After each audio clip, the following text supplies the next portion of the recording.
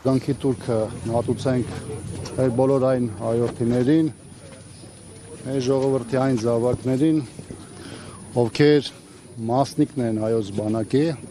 եւ ովքեր իրենց մասնակցությամբ իրենց ներդրումն են եղել երրորդ հանրապետության զինված ուժերի կազմավորմանը։ Դրա հիմնադրման օրերից մինչև դրա կայացում եւ թեև այսօր իրավիճակի բերումով մենք խոսում ենք իրավիճակի բավականին ծանր եւ բարդ զարգացումների մասին, թեևս բոլորիս կամքը եւ նպատակը պետք է լինի նպաստելը, համախմբելը հանուն մեկ նպատակի՝ մեր զինված ուժերի երբեմնի փառքի, հաղթանակների եւ հաջողությունների վերադարձին։ Նիկոլ Փաշինյանի ուղերձը կարդացել եք բանալի։ Ոչ։ Նա մեղադրել է ՀԱՊԿ-ին, պարոն Աբրահամյան, մեր ունեցած ձախողումների մեջ եւ դրան զուգահեռ նաեւ ձեռքբերում է համարել այն, որ ՀԱՊԿ-ին անդամակցությունը սառեցրել են եւ որ դա շարունակական բնույթ է կրելու, ինչպես նաեւ ձեռքբերում է համարել Պրահայում Ադրբեջանի հետ ձեռքբերված պայմանավորվածությունը։ Գիտեք, մեր երկրի տարածքային ամբողջության, մեր քաղաքացիների, մեր հասարակության անվտանգության ապահովման թիմի երաշխավորը դա եղել է եւ պետք է լինի մեր երկրի զինված ուժերը, միջազգային համագործակցությունը տարբեր սուբյեկտների, այդ թվում նաեւ բազմակողմ ֆորմատով տարբեր միջազգային ռազմաքաղաքական ուժերի հետ համագործակցությունը պետք է լինի ընդամենը մեկ բաղադրիչը մեր երկրի անվտանգության ապահովման տեսանկյունից եւ այս դեպքում բոլոր այն գործիչները, որոնք այսօր կամ վաղը ապագայում փորձելու են մեր երկրի անվտանգության ճարտարապետությամբ զբաղվեն, պետք է հստակ գիտակցեն եւ շարժվեն մեկ տրամաբանությամբ, որ ամեն ինչի հիմքում հայոց բանակն է, հայ ժողովրդի հավաքական կամքն է եւ մյուս բոլոր գործոնները, այդ թվում միջազգային գործընկերները, դրանք ընդամենը մի մասնիկն ու բաղադրիչն են մեր երկրի ընդհանուր արտաքին միջավայրի ապահովման տեսանկյունից։ Իմ տպավորությամբ այստեղ կա ավելի շատ խնդիր արդարացնելու մեր երկրում տեղի ունեցող ձախողումները, պարտությունների շղթան, որը բերել է մեզ համար մեր հայրենիքի մի հատվածի նաև կորուստին, Արցախի, Հայաստանի Հանրապետության տարբեր հատվածներում ադրբեջանական օկուպացիային, հազարավոր զոհերին եւ իր պատասխանատվությունը սրանից այն կողմ նետելու եւ նաեւ հանրության ուշադրությունը այլ կողմ սևեռելու համար իշխանությունը փորձում է այս կամ այն կողմին մեղավորներ նշանակելով իր վրայից նետել պատասխանատվությունը։ Կրկնում եմ, մենք պարտավոր ենք մեր անվտանգությունը ապահովել սեփական ջանքերով, մեր ուժերով, մեր հնարավորություններով եւ հայոց բանակի գոյությամբ, մարտունակությամբ եւ հզորությամբ։ Մնացածը արդեն այլ խնդիր է։ Կներեք, էլի, բայց մի ներքաղաքական հարց եմ ուզում ձեզ նաեւ տալ։ Տեսեք,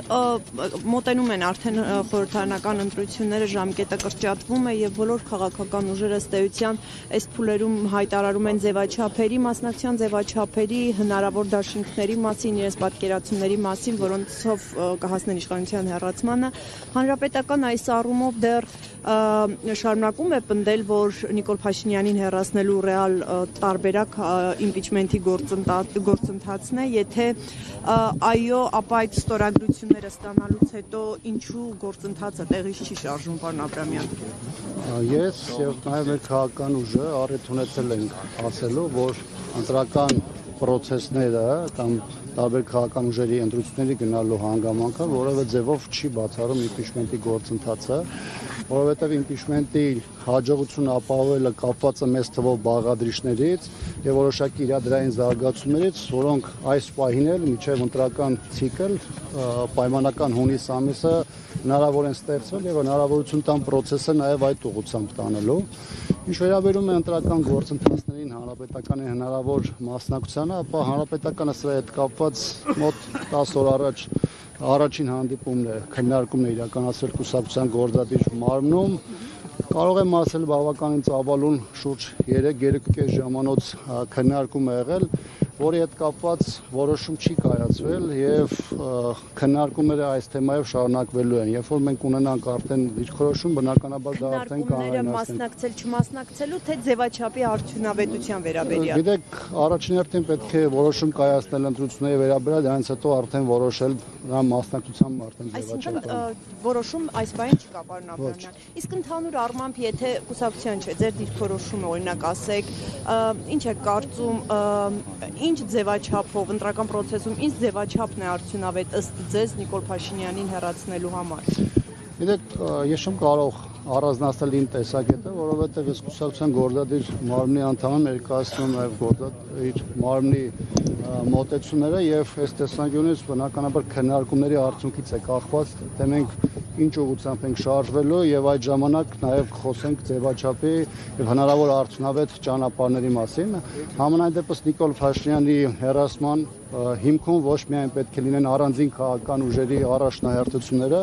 այլ պետք է լինի ընդհանուր դաշտ իրական ընդդիմադիր ուժերի, որը հնարավորություն կտա նաեւ համատեղ ջանքեր գործադրել մեկ ընդհանուր թիրախի ուղղությամբ գործելու եւ իշխանափոխության գործընթացը առավել արդյունավետ ռելսերի վրա դնելու համար։ Իսկ լայն համախմբում, լայն բևեռ ձևավորելու այն դիրքորոշումները, որ այս փուլում շատ հնչեցվում են, դուք կարծում եք կարող է արդյունավետ լինել, այսինքն դուք հնարավոր համարում եք, որ տարբեր փուլերում իշխանության հետ համագործակցած, չհամագործակցած ուժեր մի կողմ դնեն իրենց բոլոր խնդիրները, թեկուզ նաեւ ներանձնային եւ համախմբեն այդ օրակարգի շուրջ։ Դուք սա ռեալ համարում եք։ Վերջից սկսեմ, նախ հանրապետականը առիթ ունեցել է այս մային հայտարարելով, որ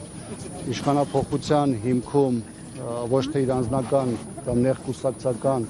ամբիցիաներն են, այլ ընդհանուր նպատակին հասնելու կարևորությունը եւ այս տեսանկյունից ես կարծում եմ, որ ընդհանուր բևեռ ձևավորելու մոտեցման հիմքում պետք է առաջին հերթին դնել սկզբունքները եւ այն մոտեցումները, որոնք մեծ թվով ուժերի կարող են բերել եւ մեկ ընդհանուր սեղանի շուրջ նստեցնելը։ Իսկ թե այդ բևեռը իր գործունեությունը ինչպես կձևավորի, ինչ խմբավորումներով կամ ինչ ենթաշերտերով, դա արդեն քննարկման հարց է։ Ֆորմալ առումով ընդհանուր տեսլական լինի, բայց թե ինչպես կգնան արդեն իրավական գործընթացն է, այսինքն ոնց կմասնակցեն դաշինքներ կձևավորեն, դա արդեն երկրորդական է, ճիշտ հասկացա։ Դա արդեն մարտավարական խնդիր է, բայց ամենից կարևորը այն կարմիր գծերն են եւ սկզբունքներն են, որոնք պետք է դրվեն այդ պայքարի հիմքում եւ հնարավորություն տան իրական ընդդիմադիր ուժերին այդ առանձնահատուկ process-ում միմյանց չվնասելով ստեղծել առավելագույնս հնարավորություններ պայքարի արդյունավետությունը մեծացնելու առումով։ Իսկ իրական ընդդիմադիր ասելով պարոն Աբրամյան, ինչ ոնց հասկանանք, ում եք օրինակ համարում իրական ընդդիմադիր, օրինակ Լուսավոր Հայաստանին կհամարեք իրական ընդդիմադիր ուժ, եթե այդ մի սեղանի շուրջ նստելու հարց է առաջանում կամ այնտեղ, չգիտեմ, էլի ուժեր կան, որ տարբեր ժամանակներում Նիկոլ Փաշինյանին աջակցել են, բայց հիմա օրինակ քննադատում են։ Դուք այդ ոնց է որոշվելու, էլի իրական են թե իրական չեն։ Գիտեք, 2018-ի հայտնի իրադարձություններից հետո Հայաստանի քաղաքական դաշտում որևէ մեկին չեմ ուզում նեղացնել, բայց ընդգծված մի ուժ կար, որ ընդդիմություն էր 18 իրադարձությունից հետո, դա հանրապետականն էր եւ բնականաբար իմ խոսքն ու մեկնաբանությունները պետք է շատ ավելի լայն կոնտեքստում ընդունել։ Այստեղ նաեւ դուք հավաքված մարդիկ եք, ովքեր այս երկար տարիներ լուսաբանում եք տարբեր քաղաքական իրադարձություններ եւ ձեր համար էլ ակնհայտ է թե ով իրականում ինչ ճանապարհով է շարժվում եւ իրականում ինչ հիմնական թիրախի է հարվածում, այնպես որ երբ ժամանակը գա մի սեղանի շուրջ նստելու եւ սկզբունքներ համաձայնեցնելու, դա քննարկվել է պարոն Աբրամյան։ Սերժ Սարգսյանի մասնակցության հարցը քննարկվել է այդ օնլայնված կուսակցության գործադիր մարմնում անհատական որևէ անձի հետ կապված թեմա չի քննարկվել, բայց Սերժ Սարգսյանի դիրքորոշումը բավականին հստակ է եղել, այսօր չէ որ պետք է արտահայտվի եւ չեմ կարծում որ այս պահին այդ մասով որևէ բան փոփոխություն չի ենթարկվել եւ եթե հանրապետականը կամ Սերժ Սարգսյանը այս մասով որևէ նոր բան ունենա ասելու, բնականաբար դա կանի հանրային ձևով։ Դառնալով Փաշինյանի գրառմանը, տեսեք, ասում են վերջին տարիներին այնպիսի ռազմական տեխնիկա, այնպիսի քանակով, որակով ձեռք է բերվել, որ երբևէ հայոց բանակը չի ունեցել այդպիսի տեխնիկա։ Նախ ինչպես կարտագանքեք այս Գիտեք, այն մարդիկ, ովքեր խոսում են զինտեխնիկայի ձեռքբերման մասին, լավ կլինի նաև խոսեն այն մասին, թե իրենց վարած քաղաքականության հետևանքով զինված ուժերի քանի միլիարդի զինտեխնիկա եւ սպառազինություններ ոչնչացվել կամ որպես ավար հանձնվել Ադրբեջանին։